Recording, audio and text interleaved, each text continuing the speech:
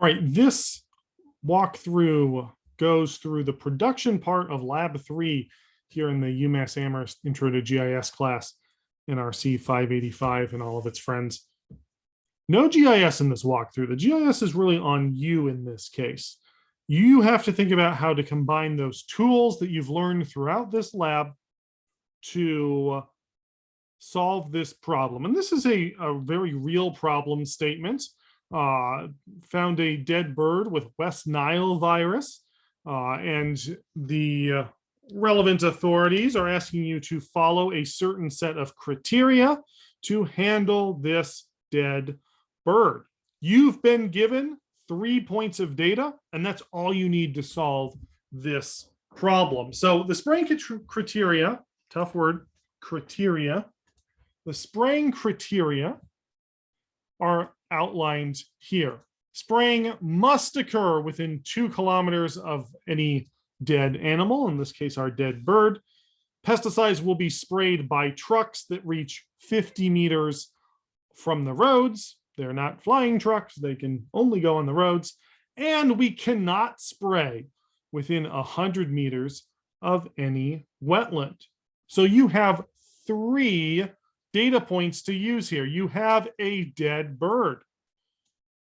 That's the center, the focal point of our analysis here. You have wetlands. We know from our analysis here, we cannot spray within 100 meters of a wetland.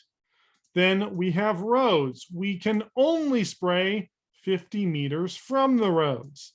And of course, again, we're really only interested in the 2 kilometer radius.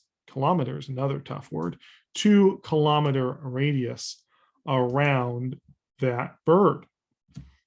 What you need to do before you start doing any of this work is write out in a flow chart or in a series of steps what your analytical steps are going to be.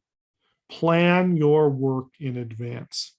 There are some, dare I say, buffers that you need to make. I'm hearing a lot of distances, 2 kilometers, 50 meters, 100 meters.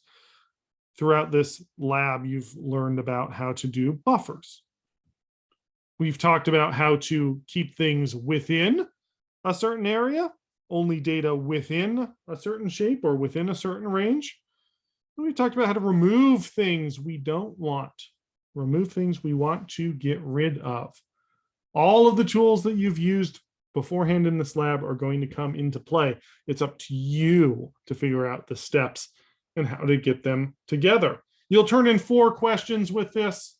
How much land unit is available, or how many land units are available? That's better.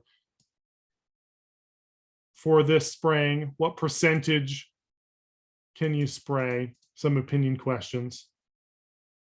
And then a map that shows this lovely dead bird spraying area.